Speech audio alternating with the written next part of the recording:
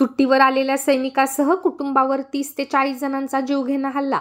महिलांसह 3 ते 4 जण झाले जखमी. आरोपींवर पोलीस कारवाई करत नसल्याचा आरोप.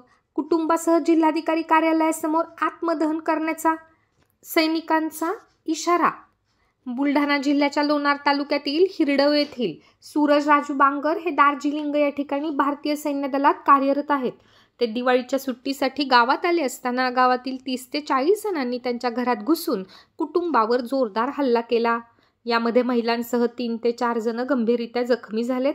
घटनेची तक्रार लोणार पोलीस ठाण्यात देण्यात आली. मात्र अजूनही आरोपींवर कठोर कारवाई करून त्यांना अटक करण्यात आली नसल्याचं सैनिकांकडून सांगण्यात आलं आहे.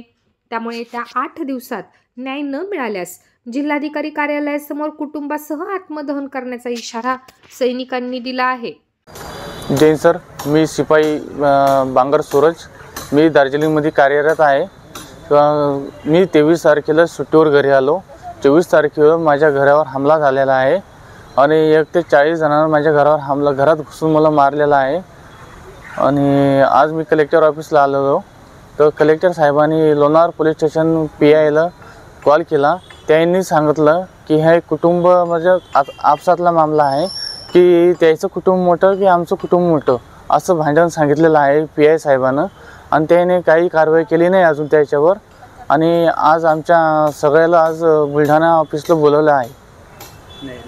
आम्हाला न्याय मिळाला पाहिजे. नाहीतर आज मी उद्या ड्युटीवर जाणार नाही. नाहीतर मी मतलब फौजमध्ये हा भरोसा सोडून देईन की इंडियन आर्मी ही याची इज्जतच नाही. नाहीतर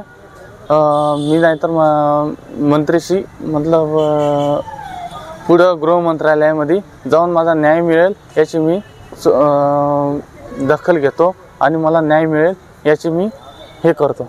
जय सर. भांडणाचं नेमकं कारण काय आहे? भांडणाचं नेमकं कारण सर हेच आहे की 24 तारखेला मी सकाळी आंघोळ करून बाहेर आलो होतो.